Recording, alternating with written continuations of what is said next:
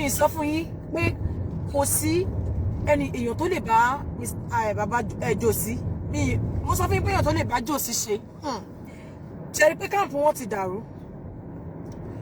Today, United Kingdom was telling us about corona inquest. I think she said she spoke with a lawyer, or she a lawyer Abisan Lolo Mbasoro. She said she spoke with a son today or so. I think today. Wọ́n ṣẹ̀ṣẹ̀ wá educate nípa corona inquest láti ń sọ fún wọn látijọ́ yìí o. Tí wọ́n rò pé bóyá àwọn ti bẹ̀rẹ̀ case ni. Òun àti Islander. Ṣé rí pé wọn ò ní knowledge nǹkan tí wọ́n ń ṣe. Òun àti Islander wọ́n ṣẹ̀ṣẹ̀ sọ fún wọn lẹ́ni nípa what corona inquest mean. Ṣé you understand? So now she now told us that okay, wọn ò need the lawyer. But why tí wọ́n ṣe need lawyer? There's government lawyer to represent wọn ní corona inquest. And then she was talking about where somebody said it's because of Josi. The corona inquest, ni wọ́n ṣe stop corona inquest because of Josi. Ni wọ́n ṣe move forward, no ṣe go forward pẹ̀lú corona inquest. Where they stop the corona inquest because of Josi. Where irọ́ ló ń jẹ́ bẹ́ẹ̀. You see? Ṣé ní pé wọn ò mọ̀ nǹkan tí wọ́n sọ rárá. Now she said òun ti back off Josi o. Àbí ṣé èèyàn ṣe ń gbọ́? United Kingdom lóhun ti back off Josi pé òun ò ṣe ọ̀rọ̀ Josi mọ́. Lóhun àti Josi pé àwọn ò lówó, àwọn ò ní nǹkan ṣe mọ́. That òun ti back off Josi, that she's now going to deal with the case with like kí ló ń pè kí nìkan tó sọ náà. Ó ní pé kí nìkan tó sọ, ẹjọ́ kí nìkan tó sọ. Ẹjọ́ kí nìkan tó sọ. Ó ní pé ṣé kí nìkan citizen, ẹjọ́ kí ló pè? Ṣé good citizen àbí kí nìkan ló pè? Ó ní pé òun ti back off Josi pé bóyá good citizen ni àwọn kíní kan làwọn fẹ́ ṣe, làwọn fẹ́ dúró fún case nísìn. Independent kíní kan wọ́n ṣàṣọ pé independent kíní kan dependent pé àwọn làwọn fẹ́ ṣe case pé òun àtẹ̀yàn kan pé òun léèyàn kan ní Yankee pé òun níyàn kan l'Amẹ́ríkà tó sponsor kíní yẹn pé òun ti back off Josi, that she's not fighting for any family anymore. Both family no will fight fún wọn mọ́ that Baba is not. She said Josi is not serious. Pé ó ti like material things jù. Ṣé gbọ́ nǹkan tí mo sọ? Ó ní pé Josi ò sí in case mo narrate nítorí ẹ̀yin tẹ́ ẹ wò because I know she has blocked so many of you. Yeah, she said Josi is not serious. She only after material things, which we have been telling them since they call it work. You know what? Let me gist you. Shemo, you know, she said she was talking about a car, like somebody got a Josi car from America, and I'm sure way moto yen could work. One moto yen gba. So I told you now, people go to surround the one. It's all about lies. So she now said material things ni Josi were after. You know, she came on live chat to say they got a car for Josi, and she's not talking about that car anymore now, because I'm sure that car could possibly no longer. Maybe she doesn't get the car anymore. But any deceive your money, because everyone that called them, they lie to them. I understand. Because what she saw is about Irolo surround you. So now, you know, she said she opened an account for Josi, and the Josi will not have access to that account. Yeah, that way I want need to signatory to my sign can you pay Josi on any access to account here.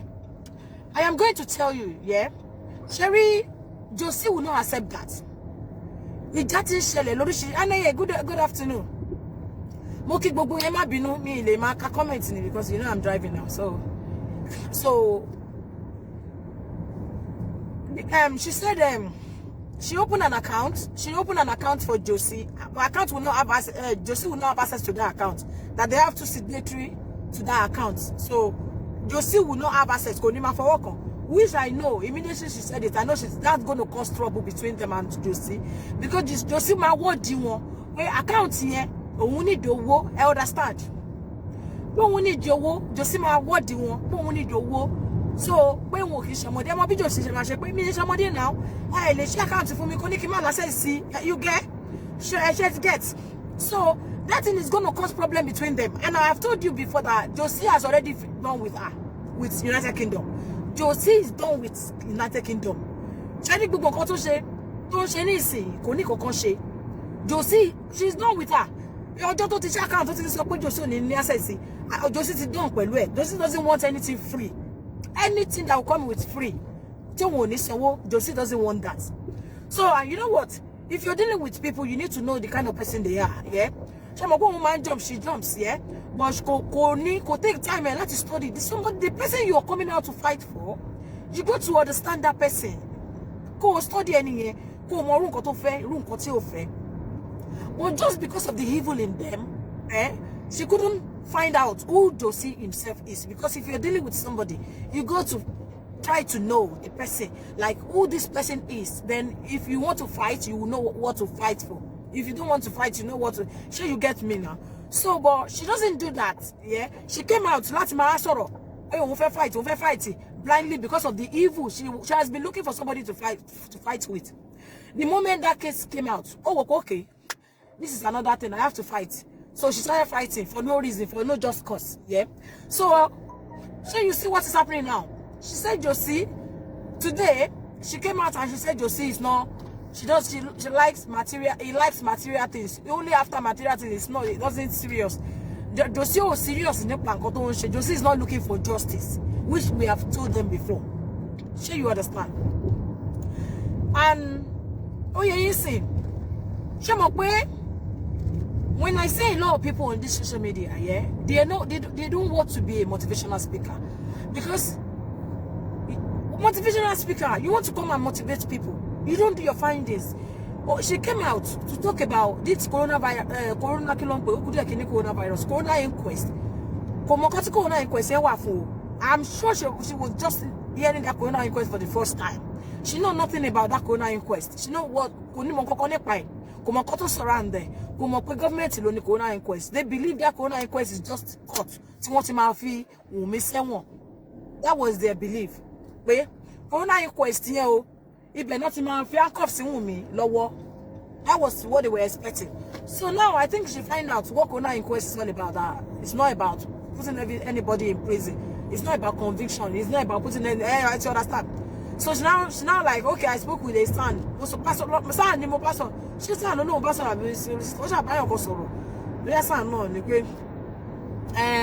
when the corona inquest, or the lawyer, and then sign the tele.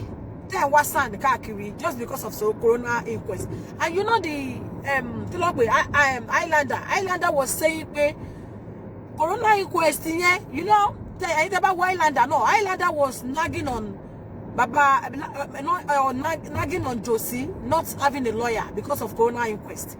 Where they stopped the corona inquest. It was Islander that said so. Where they stopped the corona inquest because of Josie, because they don't have lawyer. Josie and Wumi. Where one serious. We are not should stop corona inquest. And I came out, I told you, corona inquest have nothing to do with them. Even if they don't want to take any lawyer, it's nothing to do with them, because it's just to define the policy anyway. It's for the government, it's not for the police. You understand? So, only way she said if any family of Josie, if any of the family come out for her, she will come out for them, bumper to bumper. So you get? She said if any of the family, I'm sure she was talking about Josie, because what in Jagidipon. And you know what will happen? Josie will send somebody again, another speaker. Josie will come out from another speaker again, another platform again, to throw shade on United Kingdom, because there's problem right now. And she said if any of them come out for her, she will come out to testimony you bumper to bumper. That's what she said though. So that is the news for today. And you know what? If any of you noticed something today, she did not mention Wumi. If any of you noticed that today, she wanted to mention Wumi, and she now said widow. She said widow instead of Wumi. I'm sure they have advised her not to say that again, because she doesn't know what is happening, because she didn't realize, and some people has been talking to her to drop the case, that case is going to put her in trouble. and the person she's fighting for kò lè kó lójú. So when she wanted to mention Wunmi, she said widow. She said the corona, that some people were invited and some people were they.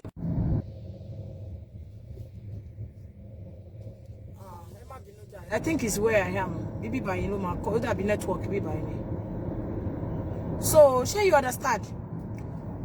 So she now said if anybody comes out, that's what phone je po wa feni je. Sorry about that. I think it's the network. I don't know. I think it's the area Timuwa in if you anything shele. So she now said if anybody please love her. She now said Jimile now. Kilo shele now. What's happening now? I'm going to make Jana. So she now said if any of Joseph family comes out for her, that she will come out for that person, bumper to bumper. So she wanted to mention Wunmi. Yeah, she now said a widow. She did not mention Wunmi throughout because I was watching. I was listening. So I understand. So most of you pick up one. Did you see that? Since when they have been talking about this case, can you guys tell me the proof, the evidence they have brought out? Nothing. They've got no evidence for what they're talking about, for what they have been saying. That's your joy.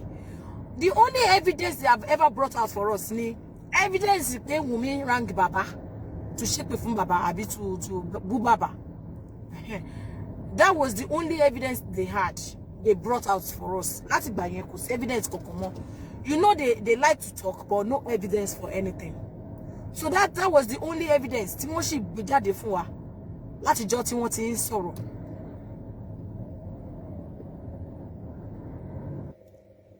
So you get. So what in the one sick independent independent fighter ni one they're not fighting for Josie anymore. And then she said she has removed Josie bank account, abi bank details, kúrò lórí platform that they're not contributing for Josie anymore. There are a lot around gbénú United Kingdom go. United Kingdom sọ pé ọ̀rọ̀ ń gbénú gan. She get. United Kingdom sọ pé ọ̀rọ̀ ń gbénú gan tóun sì máa sọ. Mọ́mí Ọládélé ẹ kí gbogbo yín tẹ́ ń wò mí ẹ jọ̀ọ́ ẹ má bínú pé mi ò kí yín ẹ má bínú mi fi bẹ́ẹ̀ rí comment yín. So ó sọ pé ọ̀rọ̀ ń gbénú gan pé ọ̀rọ̀ pọ̀ tóun fẹ́ sọ. But not now. It's going to Jerry that car. You know, she said she spoke about a car. That I've been able to get a car. Let me tell you how it works. If she was able to get that car successfully, she will talk about that car today. Once you did not hear us saying anything about the car, that car could work. She don't want to put one perfect for one car. Let's understand. So in moto ye, kò sí nǹkan tó ń jẹ́ bẹ́ẹ̀. Káyẹ̀ ti forí lálẹ̀, káyẹ̀ ti accident, kò sí nǹkan. Ṣé mo kò lè ti promise Josie wọ́n ti wá sọ social media. Josie dem máa wò pé wọ́n play hanky game pẹ̀lú wọn because káyẹ̀ Josie ti máa gbọ́kànlé. Ṣé you understand? That's how Josie bẹ́ẹ̀ lè ṣe máa rori o. Because Josie will be like, you were talking about a car on your platform and I did not see the car. Ṣé you get? So, láì máa rí káyẹ̀ ó máa jẹ́ problem láàárín wọn. Because Josie doesn't like game. Abi Josie like a game. Play, could like play game for my game player ni Josie. She doesn't like anybody to play game on her, on him rather. But go game player, go head of the game. To man play game here. We go play one round in it. So but now I think they're getting to know him now. What's the other side of Josie? Sherry suru la mani. About in this suru, about rich by gbogbo nǹkan tó ń ṣẹlẹ̀ nínú camp gbogbo ẹ̀ la ṣì máa gbọ́ because they cannot keep quiet. They are like this. They are very aggressive. Josie is very aggressive, and àwọn players there no, all aggressive. They are all aggressive. Ṣé kò tí yé yín sìn. Lórí irọ́ ni gbogbo nǹkan tó ń sọ o kò sí proof, kò sí evidence, kò sí anything. You understand? No proof, no evidence. So they're just talking. I think the person she called, the person she spoke to on the phone, talked to her about the corona inquest. Corona inquest here now. At a lawyer, how they did not need lawyer, how they would not need lawyer to do corona. So, you know this United Kingdom. To back boy information kon ni ago meta oru. O ma ni láti dispatch it before 5 o'clock. She understand. To back boy information kon ni 3 o'clock lóru. She will have to dispatch the information because the information yẹn kò ní jẹ́ kó sùn. Information yẹn kò ní jẹ́ kó sùn. You understand? So information tó gbọ́ lálẹ́ àná òun ni ó wá fún wa lẹ́ni. And again ṣe rí gbogbo nǹkan tí ń ṣẹlẹ̀ nínú ilé. Nice house.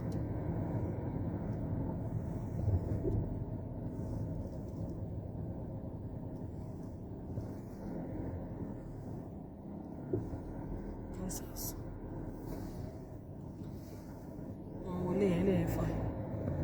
Okay.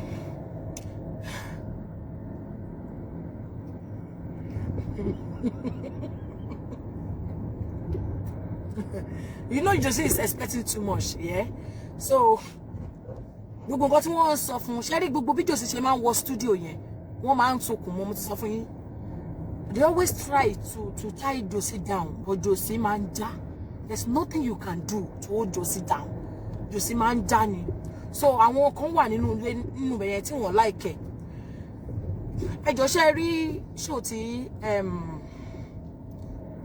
ẹ wo nǹkan ẹ rí show tí Highlander ṣe aláìtàláì ẹ jẹ́ ká sòótọ́ Highlander ó worst ju United Kingdom lọ ó worst ju United Kingdom lọ ṣé mọ̀ pé ó ṣe show ó ń dárúkọ mi ṣé mọ̀ pé ó ṣe show ó ń dárúkọ mi ṣé mọ̀ pé ó ṣe show ó ń dárúkọ mi ó ń pariwo ó dárúkọ mi ẹ̀mẹ́rin ló dárúkọ mi yes ó dárúkọ mi lẹ́ẹ̀mẹ́rin ó ní pé èmi bá pé reason ó ń justify reason tí Josie tó fi record ìyàwó ọmọ ẹ̀ ó wá dárúkọ mi lórí page ẹ̀ yes ó ní pé òun kì í wò mí o pé bọ̀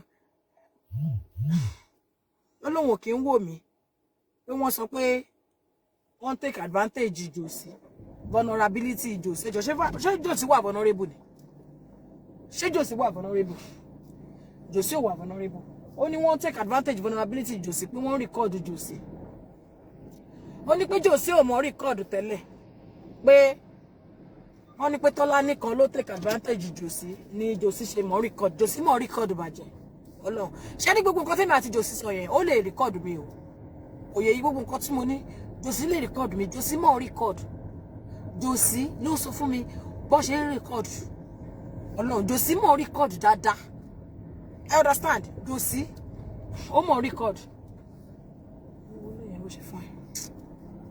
ṣé understand Josie mọ̀ record dáadáa ṣé mọ̀ pé wọ́n ní pé nígbà tí Wùnmí pè Josie pé Wùnmí ti ń sọ̀rọ̀ lọ kí Josie tó ṣẹ̀ṣẹ̀ wá record ẹ̀ ṣé mọ̀ pé nǹkan tó sọ fún wa nìyẹn ẹ jọ̀ọ́ nígbà tí Josie pè Wùnmí mélòó nínú yín ló gbọ́ ibi tí Wùnmí ti sọ pé hello you heard the beginning of their conversation like hello Wùnmí ló Cynthia ló ń sọ̀rọ̀ ṣé mọ̀ pé ẹ gbọ́ ìbẹ̀rẹ̀ conversation wọn wọ́n ní pé Josie wọ́n ní ó ti sọ̀rọ̀ lọ because United Kingdom sọ pé Wùnmí ti sọ̀rọ̀ lọ wọ́n ti ṣépè fún bàbá yẹn lọ kí Josie tó wá record ẹ̀ ṣé kò yé yín ṣé mọ̀ pé ẹ rántí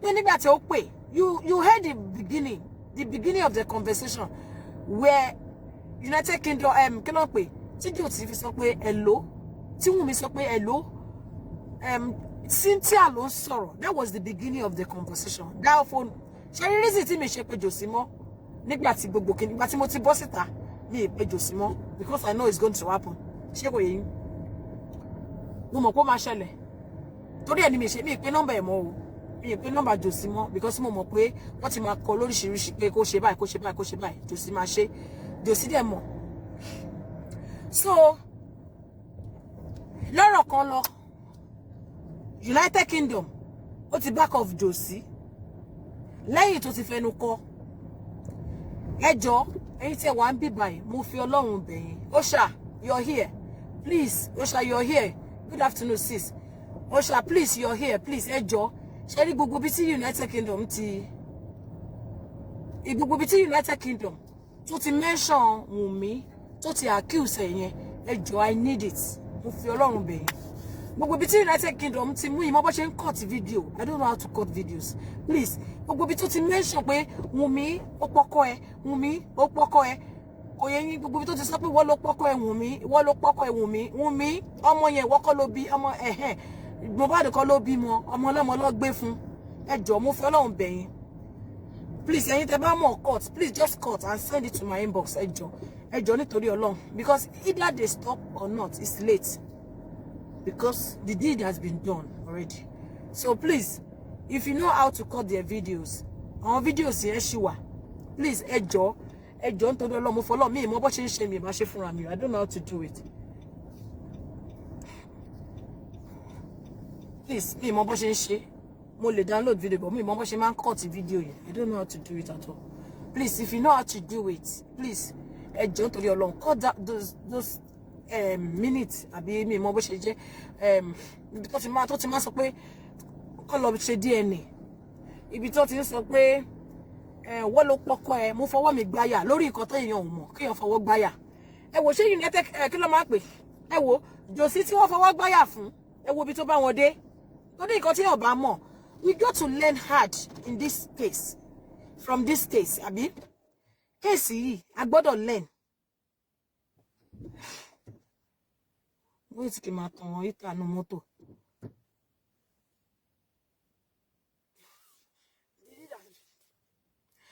Wọ́n mú èyí kí wọ́n máa ṣe nǹkan ṣe rí àwa tá à ń pera wa bí à ń pera yín blogger bẹ́ẹ̀ ń pera yín speaker mi ò mọ̀ bí à blogger ni àbí speaker I don't know so if you want to talk about people you need evidence to talk about somebody talking about people àbí kí wọ́n máa bully yàn because gbogbo wa la mọ̀ ìfẹ́ bully nínú life yàn as a blogger if you see what is going on on social media what is going round like nǹkan tó ń trend you can talk about it but you need to watch your back tí wọ́n bá ṣe ń sọ̀rọ̀ yẹn náà kí wọ́n mọ̀ bí wọ́n ṣe ń reverse you need to know when to stop ó lè spicy it up like you spicy it up just to make sense to people kí wọ́n hard àwọn spicy díẹ̀ mọ́ but not like you are going to do it as pé ẹni yẹn sẹ́ nígbà tí mo bá ṣe fún ó dìgbà tó bá kú èèyàn téèyàn ò mọ̀ rí nílé ayé tí mo máa sọ ṣe rí life yìí àwọn èèyàn life yìí èmi ẹ̀yin tẹ́ ń wò mí everybody ló ní nǹkan tó ń bother life ẹ̀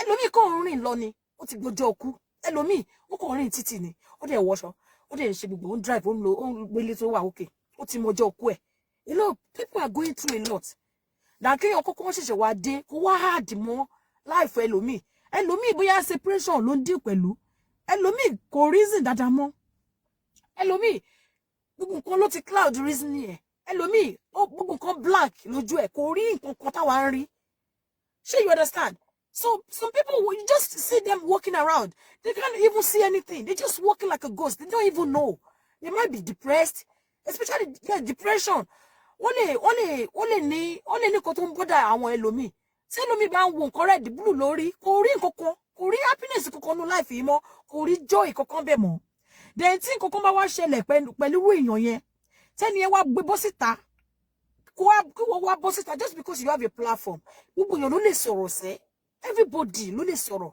because they are not talking doesn't mean they don't know how to talk everyone ló lè sọ̀rọ̀ tí ẹ bá ríyàn ẹjọ́ ṣé nǹkan tá fi ń sọ̀rọ̀ yìí ṣé wọ́n ń gbowó lọ́wọ́ yàn kéèyàn tó lè sọ̀rọ̀ ni ẹjọ́ ṣé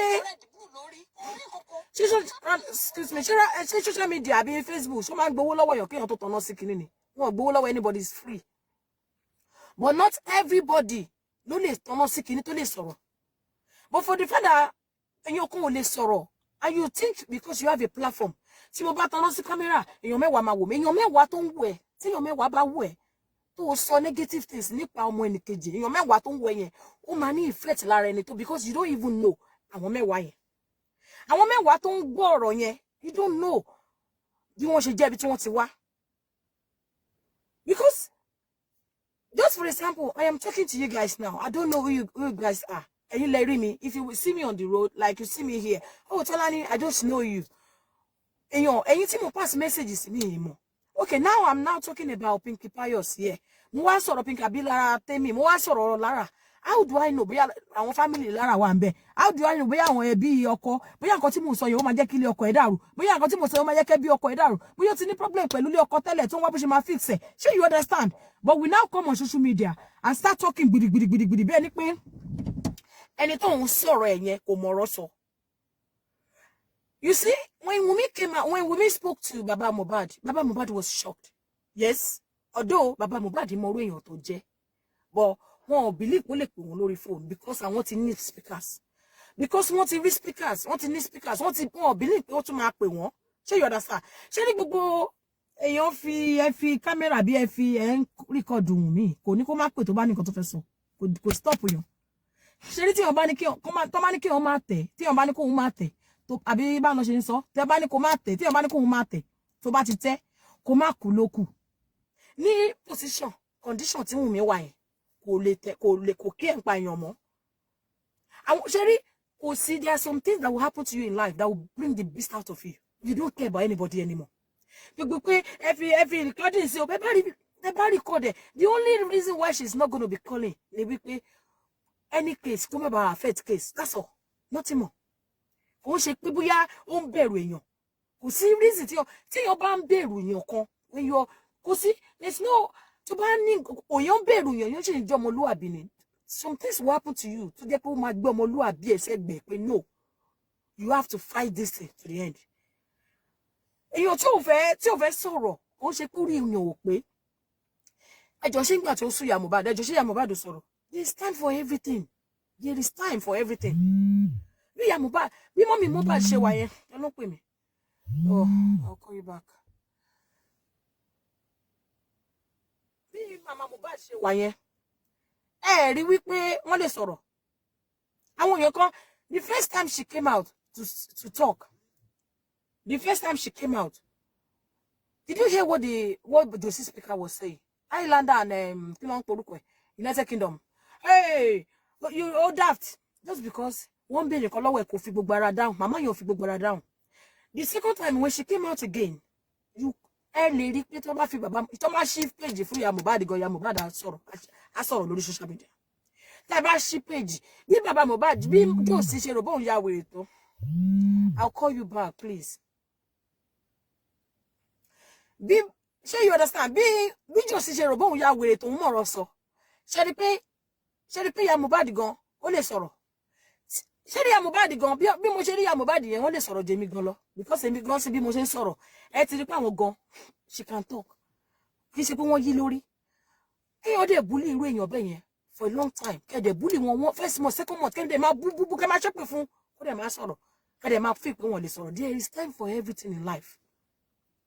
Tó bá yẹ pé ìyá Mohbad ti sọ̀rọ̀ láti bẹ̀rẹ̀ kò tí respect kankan fún wọn but for the fact that she didn't say anything she now came out to talk nígbà tó yẹ kán sọ̀rọ̀ ẹ̀yin náà rí pé ọ̀rọ̀ tí wọ́n bọ́ síta tí wọ́n wá sọ yẹn ó stop a lot of things.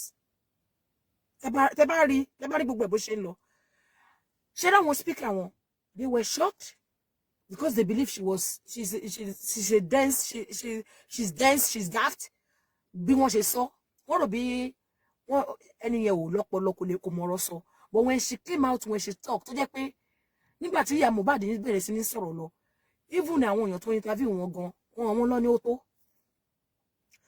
so ó ti yẹ yín so ó jẹ́ kí àwọn speaker yẹn wò pé àṣẹ woman yìí lè sọ̀rọ̀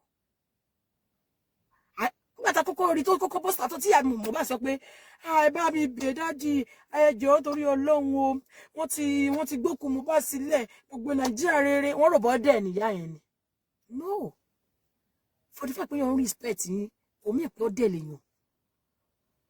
Ìgbà tí ìyá Mohbad bọ́sítà ẹ gbọ́ statement kan tí màmá yẹn sọ màmá yẹn ní pé èmi ò kí ẹ̀ mọ́ mi ò rán ẹ mọ́ gbèsè mi ì bú yín sá o ṣùgbọ́n mi ì rán ẹ mọ́ tí o bá ní kóun máa tẹ̀ tó bá tẹ̀ kó má kú lókù wàá dúró pé yes o ti tẹ́ báyìí ikú lókù tó lè kú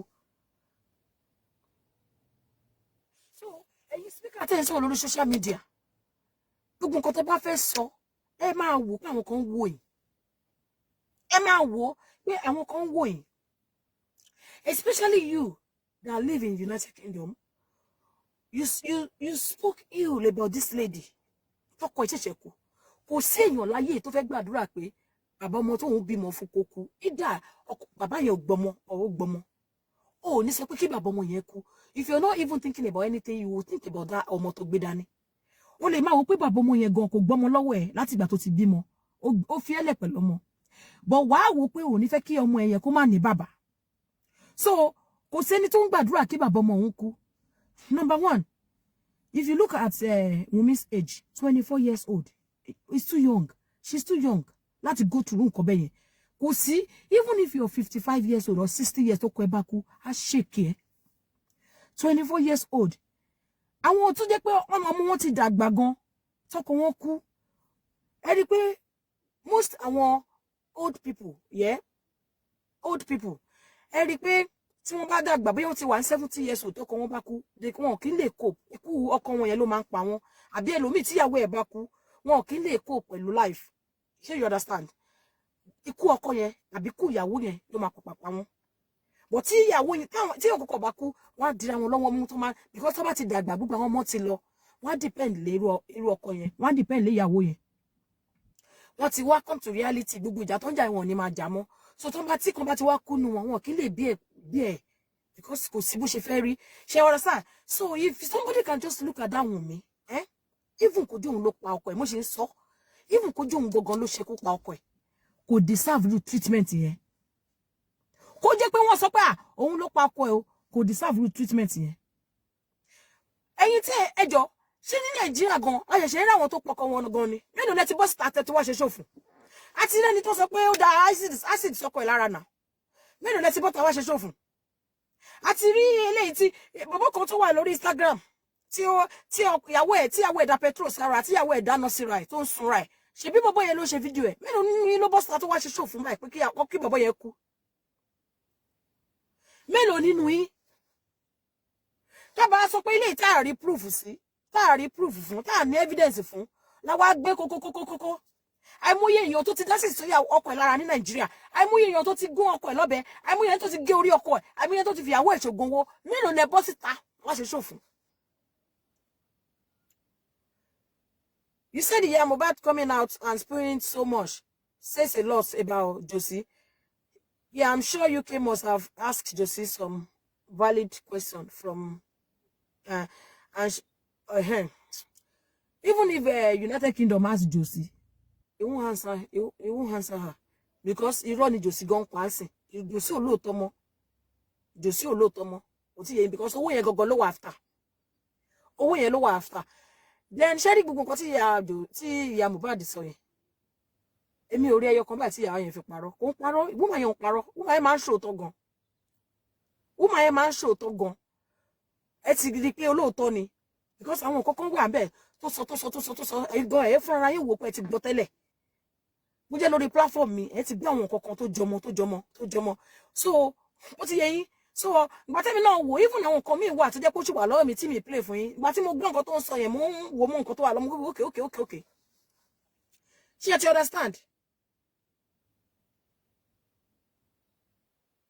so wá sọ pé Islander wa ń kígbe Tọ́lání ọ̀rẹ́ ní tó lè mo ṣe update fún lọ́jọ́ ìbúkúyé dárúkọ mi tó lè mo ṣe dárúkọ ẹ̀ I have never mentioned her name but that was the first time tí mo mention orúkọ lórí page mi because ó mention orúkọ mi mention orúkọ ẹ̀ rẹ̀ so ó dárúkọ mi ẹ̀mẹ́rin dẹ̀ ló dárúkọ mi so tó dẹ̀ lèmi náà ṣe mention ẹ̀ pé kíníkan mo mọ̀ pé tí o bá ẹ mọ̀ pé United Kingdom is officially a bully officially she's a bully so tó dẹ̀ mo ṣe sọ pé kó má dárúkọ mi mọ́ ẹ tó bá dárúkọ mi tó bá ṣe show fún mi èmi ò ní lọ bu ẹ mọ̀ nǹkan tèmi máa ṣe máa lọ sí police station máa lọ sọ fún wọn máa sáré lọ máa sá wọ bẹ̀ ni ẹ mọ̀ nǹkan tí máa sọ máa sá eré wọ police station torí pé officially she's a bully máa ní kó bá mi sọ fún kó má bully mi torí pé officially bully iléeṣẹ́ tó máa ń ṣe tó máa fi ń jẹun bully so kó bá mi sọ fún pé kó má bully mi wọ́n á tètè bá mi stop ẹ understand so because ó ti wà officially announced that she's a bully gbogbo paper ló ti gbé pé bully ni so èèyàn tó bá dẹ̀ jẹ́ pé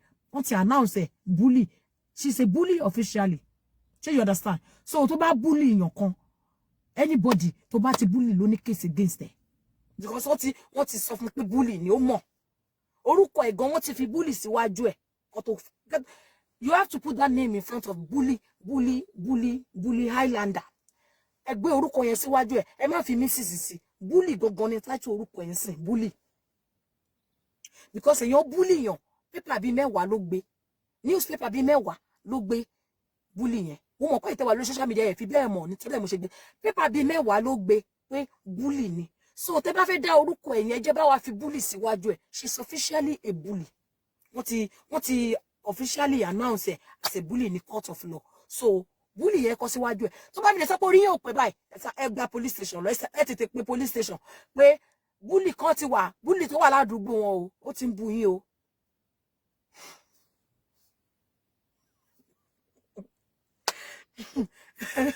Ṣé wọ́n yẹ Highlander?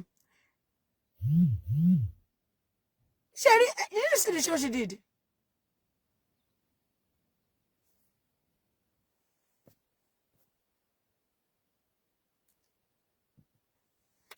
They said she mentioned my name again today. They said that Highlander mentioned my name again. Sherry, pé Highlander ń babo. Ẹ̀yin tẹ́ ẹ mọ̀ Highlander, ẹ bá mi kìlọ̀ fún Highlander. Wọ́n Highlander tún dárúkọ mi lẹ́ni. Ẹ mọ̀ kó ṣe show lẹ́ni. Highlander ń babo. Oh, they bully me, oh. They cannot bully me, oh. They can't bully me, oh. I buy one Highlander tún ti bú mi lẹ́nu, ó tún ti mention orúkọ mi o. Highlander, ṣé mọ̀ pé ó no kì í wò mí. Only I don't wash her. That girl, ṣé mọ̀ pé ó ní pé that girl, that girl, she lives in this same country I am, oh. That girl, she kini kan o. She did. She mentioned my name again.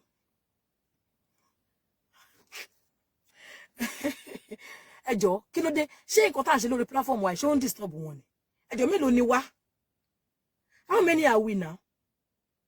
We are just binty. Ẹjọ́ mélòó ni wá ń bí báyìí? Ṣé bí àwọn wá ṣe show 2000 wò wọ́n? Kò dẹ̀ sẹ́ni tó máa ń disturb wọn. Mélòó là wá? For God's sake. And she said that girl. You know one thing about your Highlander now. You know your Highlander is older than everybody in the world. Can you notice bó ṣe máa sọ̀rọ̀? Ọmọ yẹn ẹgbẹ́ àbúrò mi, lágbájá ẹgbẹ́ àbúrò mi, Ṣẹ̀kínà olórí Ṣẹ̀kínà, ọ̀rẹ́ àbúrò mi, ẹ mọ̀ gbogbo èèyàn ló máa ń jẹ́ ọ̀rẹ́ àbúrò ẹ̀. Reason is because she looks older than her age. So man wa okay like man wa intimidated.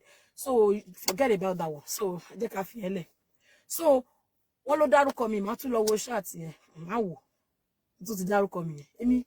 I'm not going to do show for her now. When I'm ready, let me tell you something. When I'm ready to deal with her, I'm not going to do show. That is me.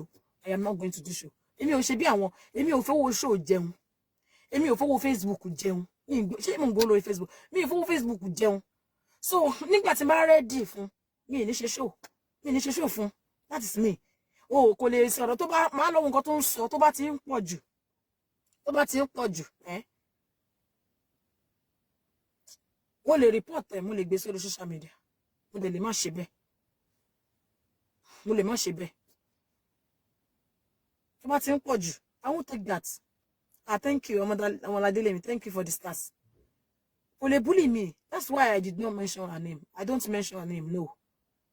And gbogbo ṣe rí gbogbo comment àwọn èèyàn comment yìí kò kí ń dé court. Kò ń dé court. Nǹkan tí mò ń sọ yìí ló máa ń dé court. Nǹkan tí mò ń sọ yìí ló máa translate. Not what I am, not what people are saying. Because anybody can say anything they like. Sure, you understand? So, I'm always very careful. Me kì í ṣe ẹ̀rí mi kí n sọ̀rọ̀ family èèyàn ẹbí ẹ̀ ọmọ ẹ̀. I don't do that. I don't do such. So because mo mọ law, òun ò mọ law, Ọlọ́run gbọ́. Kò mọ law. Ó kàn sọ law tó lóun study yẹn mi mọ bó ṣe jẹ́ because kò mọ kankan. Ó ṣe fídíò kan, ó wá ń sọ pé ìyá Mohbad ó bá yàn kan sùn ní kíní kan years ago, 25 years ago. Ó ní ìyá Mohbad bá ní bọ́ sùn. Ó wá sọ pé Mr. Tunde, Mr. kíní kan wá ń dárúkọ, ó wá ń sọ address ẹni yẹn pé bẹ́ẹ̀ lẹ́ni yẹn ti bá ní yẹn sùn. Ẹ jọ̀ọ́ irú èèyàn wo ló ṣe? Who does that? Who does that? Then when this problem starts now, she will start crying all over the places.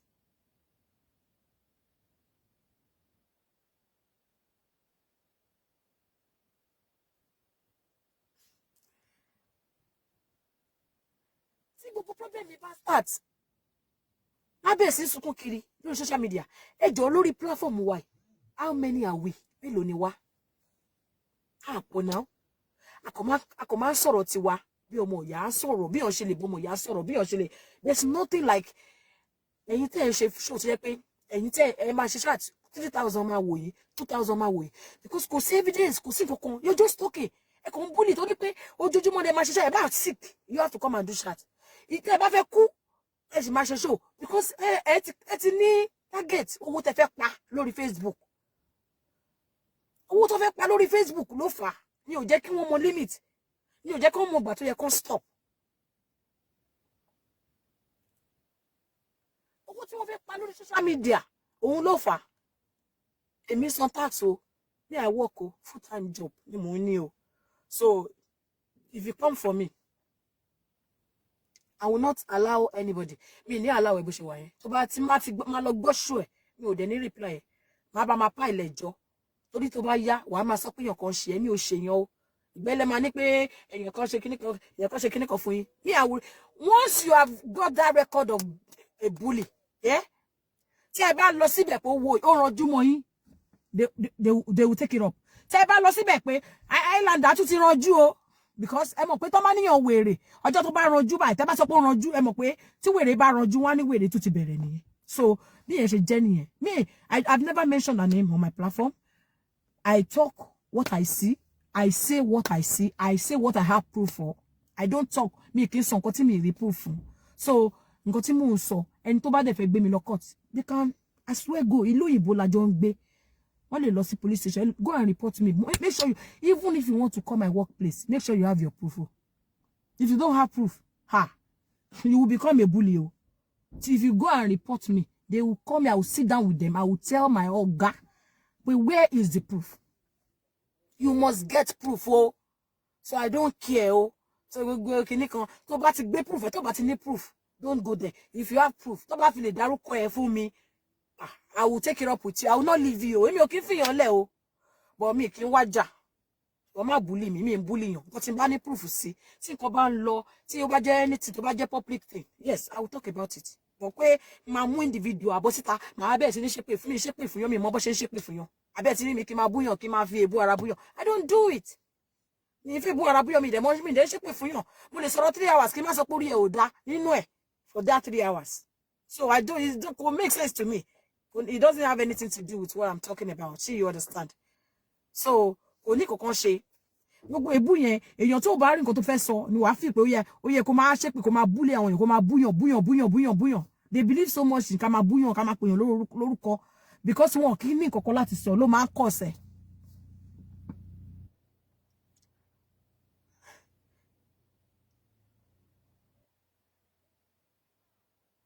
Please, ẹ jọ̀ọ́, gbogbo yín, if you have gbogbo bí tí Highlander ẹ bá mi send this mi náà, gbogbo bí tí Highlander àti United Kingdom, gbogbo bí tó ti ń sọ̀rọ̀ Wùnmí, tó ti accuse Wùnmí wrongly sí nǹkan tí ò ní evidence fún.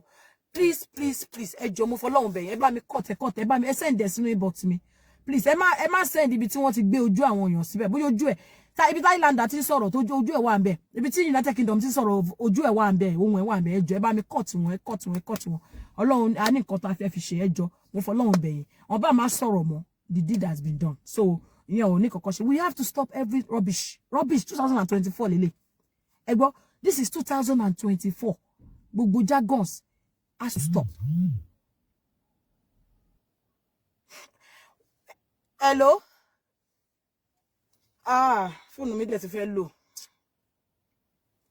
Ẹ̀yin èèyàn, bóyá máa padà wá fún yín. Wọ́n ní pé United Kingdom ti bọ́ síta. Ó ti ń sọ̀rọ̀ jòsí.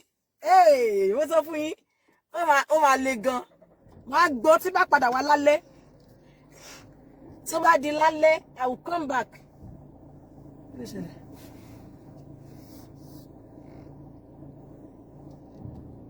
Tó bá di lálẹ́, lágbọ́rọ̀ Ọlọ́run tí mo bá lè padà wá lálẹ́, mẹ́wàá analyze ẹ̀ fún yín. Wọ́n ní wọ́n ti ń sọ̀rọ̀ jòsí. Ṣé rí ó dá kéèyàn máa ṣòótọ́ láyé yìí o. Ṣé téèyàn bá ti wà tó bá ti fẹ́ràn owó jù, tó bá ti fẹ́ràn owó jù, ó ní mọ̀ nǹkan tó yẹ kó ṣe. Ṣé rí àwọn téèyàn bá wò pé for example sin tí máa wò pé okay, ó yẹ kí n support Josie. Ká ní Josie ni mo support, má regret ẹ̀ báyìí. Number 1, orúkọ mi á ti wọ Google pé bully ni mi, pé mò ń bully. Fálànà á ti gbórúkọ mi síbẹ̀. Oyè yín, orúkọ mi á ti wọ Google pé mò ń bully. Tí ò dẹ̀rẹ̀ wà okay fẹ́mi. Number 2, ṣé mo pé tó bá ti lọ wò pé ẹ mọ̀ pé àwọn Josie, percentage àwọn tó ń wo Josie ló pọ̀ jù. Tó bá pé Josie ni mò ń support ni, máa rí 2,000, 3,000 tó máa wò mí, 1,500. Mo kò sí nǹkan tí wọ́n fẹ́ gain níbẹ̀. Òtítọ́ ló máa ń lékè. Gbogbo nǹkan tí o bá fẹ́ ṣe láyé, you need to have proof for it. Conscience ẹ dẹ̀ máa worry ẹ pé nǹkan tó ń ṣe òtítọ́ ni. Láti jọ́ tí mo ti ń sọ̀rọ̀ Josie, ẹ jọ̀ọ́ ẹ wo side ọ̀dọ̀ wa, àwa bí mélòó, bí àwa méjì là ń support Wùnmí lórí Facebook náà. Bí àwa méjì, bí èmi àti Ajia là ń sọ̀rọ̀ Wùnmí lórí Facebook yìí, à ń support Wùnmí. Àwa méjì àbí mẹ́ta. Okay, bí àwa mẹ́ta ṣá. Ẹ wo wọ́n ṣe pọ̀. Reason ni pé kò sí nǹkan tí wọ́n ń sọ. They just care. They only care about the viewers, nothing more. And the evil in them ló jẹ́ kí wọ́n máa ṣe nǹkan tí wọ́n ṣe yẹn. Bí àwa méjì, bí àwa mẹ́ta là ń support Wùnmí. Despite the fact pé mi bá Wùnmí sọ̀rọ̀, kò ní pé kí n má mọ̀. I can tell you about Wùnmí. Ọlọ́run, tí mo bá ní kí n wá sọ̀rọ̀ nípa Wùnmí fún yín. Pé okay o, bí Wùnmí ṣe jẹ́ ni, ìwà ẹ̀, bí ìwà ẹ̀ ṣe máa rí, mo lè sọ fún yín. Ẹni tó bá dẹ̀ mọ̀ dáadáa sọ pé òótọ́ ni mò ń sọ. Because I study people a lot.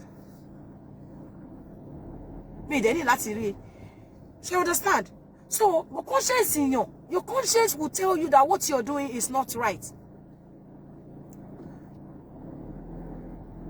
It was side títí wa.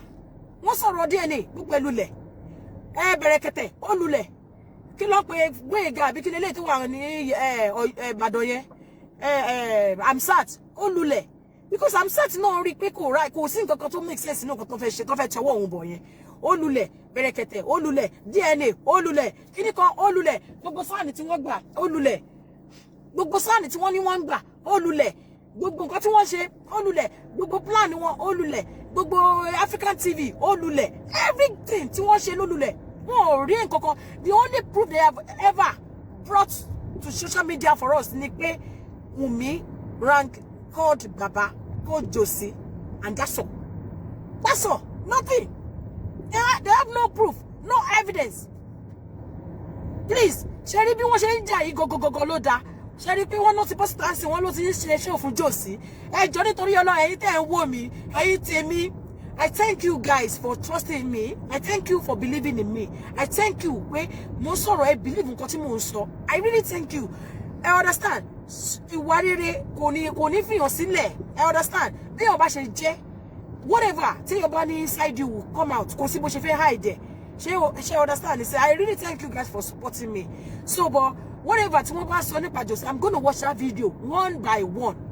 Tí mo bá ti wò máa wò, mo máa wá analyze it for you later tonight. I will come out later tonight and talk to you guys. Ṣé ti gbọ́?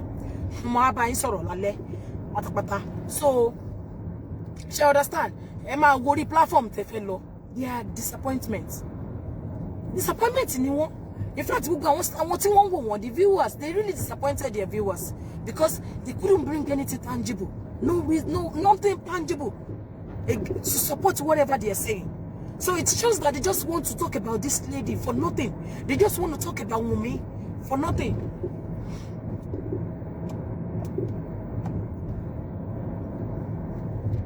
Hello? Please press the love button. Let me press the love button. Ṣé wà ńbẹ̀ yẹn. Let me press the love button kí mo pé wà ńbẹ̀. Ara orokun, ara oradi, ara oniru wọn, ara oniro wọn. How will you come and be talking about somebody? Somebody fears prison. Abuloboruko ara ẹ jẹ́. Are you going to come and put the blame on United Kingdom? On Josie? Ejo, please, every one of you on this platform, if you know how to cut the video, kí ni ó tó bẹ̀rẹ̀. Ejo, tẹ́ bá lè bá mi ṣe leni sola, mo fi Ọlọ́run bẹ̀ yín. Ẹ bá mi ṣe all the videos. Gbogbo ẹ bá mi wò, ẹ bá mi lọ padà wo àwọn video yẹn. Ibi tí wọ́n ti dárúkọ Wùnmí, tó sì accuse Wùnmí wrongly. Wùnmí ló pọkọ ẹ̀. Wùnmí lọ ṣe DNA. Ọmọ lọ́mọ yẹn. Mohbad kọ́ ló bímọ yẹn. Mohbad kọ́ ló lọ́mọ. Ìwọ ló pọkọ ẹ̀. That is all I need. Ejo, mo fi Ọlọ́run bẹ̀ yín. Cut it. ẹ̀yin tẹ́ bá mi send ẹ sínú inbox mi ẹ jọ̀ọ́ mo fi Ọlọ́run bẹ̀ mí ò ní disappoint you. You know I will not disappoint you now. So please, I might not be able to say some things on live, but please, ẹ bá mi. And if you still want to support us for Wunmi Liam, support wa. We need financial support. Inbox me, support wa. Mo fọlọ́run bẹ̀ yín, support wa. Please, trust me. Mi ò ní dojú tì yín now. Support wa ìjọ nítorí Ọlọ́run. We still need your financial assistance, please. Ẹ bá wa, we need your financial assistance, please. Ẹ bá wa, support me, inbox me. Every little counts, please. Every little counts, please. Ẹ jọ̀ọ́, ẹ bá mi. Support wa financially. Ẹ jẹ́ ká rí results. Ẹ jẹ́ ká ṣe lè, you know, this is 2024. We are not, you know, we are few, but we are mighty, you know. Ẹ mọ̀ pé àpọ̀ mi báyìí, but I'm mighty. Ẹ jọ̀ọ́ nítorí Ọlọ́run. There, you know, trust me, there won't be any problem. And the accountability ma wà, transparency ma wà. I'm going to bring everything out for you when the time right. So ẹ jọ̀ọ́, I'm going to bring everything on board for you. Till about 2 time about it right, please, but not now. Share understand? Please, please, please. There's going to be an accountability for everything, and there's going to be a transparency. Trust me. So please support us. Inbox me. Every little counts. So anything never share, support me. Anything never need support wa. Let us get justice for what we are doing here. About to get justice, we are going to be happy together. Because to Batinola, it's going to be another turn somebody else tomorrow. Sure, you know. And somebody else will be their victim tomorrow. They will pick their bullies. Naturally, they are bully. So bully ni one. When they drop this one, they will pick somebody else tomorrow. Please, I'm not Johnny, move for long, baby. Support me. Anything the banning. $50, $10, $100, everything. Accountability, Mawa. And everything the bath is so are secured. Alone, I'm not going to mention your name to anybody. Never, never, never. Please, move along, baby. Let us do this together. I know with you, everything will be alright. With you guys support. We have to stop these bullies on social media. Share social media, you come make our happy. Especially our young chap, right? All the way, ìjọ wo la fẹ́ lò láyé tí a lè bára wa ṣe. Ọjọ́ wo ọdún mélòó la fẹ́ lò láyé tí a lè túraká, tí a lè, you know, tí a lè firale àbí báwo ló ṣe máa sọ, tá lè túraká, tá lè mingle because of some bullies. Lé pé ayé wọn ti bàjẹ́, they were not raised up well. So please, mo fẹ́ Ọlọ́run bẹ̀ yín, whatever you have, they are born bully, yes. Please, whatever you have, please, Emma. Yes, it's going to happen now. You said 360 degrees. They will do that because they're not doing what they are doing is not true. Oye, you understand? Nǹkan tí wọ́n ṣe yẹn kò sí òtítọ́ gbogbo nǹkan tó bá wà láyé tí ó bá ti lóòótọ́ nínú. Ó máa bó ṣe máa lulẹ̀ nìyẹn. It's because they don't have shame. Because if you have shame, you will not say A in the morning and come back and say B in the afternoon. You have to stand on your A and have every proof for that A. So that is it. So, and I think they don't have much to protect. They don't have anything to protect, because if you have family, you have everything to protect. You want to say the truth by all means, because we have to live for something. Please, guys, we have to live for something. Please, Johnny Tori alone. Anything you have to support us. Emma relent. Let us do it together. Joe, cooking peo, get result cooking. Tẹ́ bá gbọ́ pé wọ́n ní United Kingdom gbogbo nǹkan máa ń pẹ́ ń bẹ̀ nítorí pé ṣe bó ṣe yẹ kó rí. Tẹ́ bá ń dúró de ìjọba gbogbo nǹkan máa pẹ́. So but when you want to do something, do it right, please. Trust me, everything will be fine. You guys, me ní bojú yín jẹ́. So ẹ jọ̀ọ́, if you want to support me, ẹ bá fẹ́ support wa, inbox me.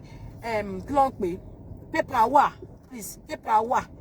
Tell if anything the bani fún wa, paper wa, accountability wa, transparency ma wa, everything lo ma wa, gbogbo la ṣe ma account fún yín tí time about to ripe, but not now. And I'm telling you, your identity will be secured with me. Everything mo fọlọ́run bẹ̀ yín, ẹ jọ̀ọ́ nítorí Ọlọ́run. Trust me, yẹ kẹ́ ti mọ̀ mí nísìn fún láti gbà mélòó, láti gbàwo sí gbàwo. Ẹ jọ̀ọ́ mo fọlọ́run bẹ̀ yín. So ẹ jẹ́ ká ṣe bó ṣe yẹ ká ṣe. It's not about ranting all the time. Ṣé rí gbogbo ilé tá à ń ṣe tá à analyze nǹkan tó ń ṣe à ń fi wọ́n ṣeré ni. À ń fi wọ́n ṣeré ni. Ṣé understand? Gbogbo nǹkan tá à ń ṣe ń sìn à ń fi wọ́n ṣeré ni. But the real deal is coming. The real deal is coming.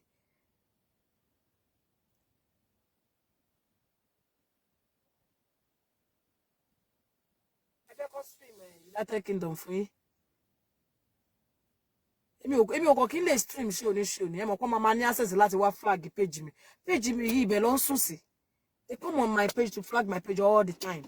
So I think their thing. I'll go and watch it. I'll come and analyze it. I'll go and watch it. Okay. I'll come and analyze everything to you. Mama analyze it for you. Ma gbọ́ dáadáa. Ma record this in brain me. So I'll come and bring them. I'll bring them back to you later. Shesigo. Let us go and see. Shesigo. So I gbé padà wá fún yín.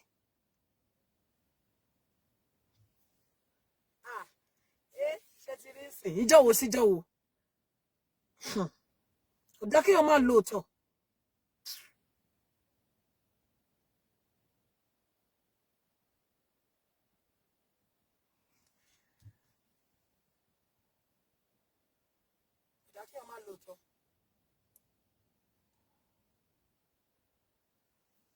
So everybody, let me go and watch them. Let me go and watch the fight. I'm going to go and watch them. So when I watch them, I'll bring them back. I'll bring it back to you later. Now I analyze it for you. Join me later. Lagomewa.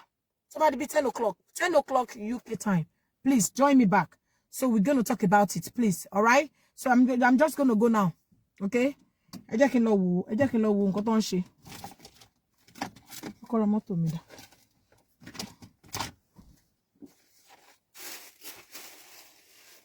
Where's my car key? Oh, okay. So bye-bye for now. Bye-bye for now. Bye-bye. I'll see you guys. I'll see you guys again. I'll come back later, all right? Ilé òkè pẹ́ ṣú mọ́ bá. Kí ló dé now?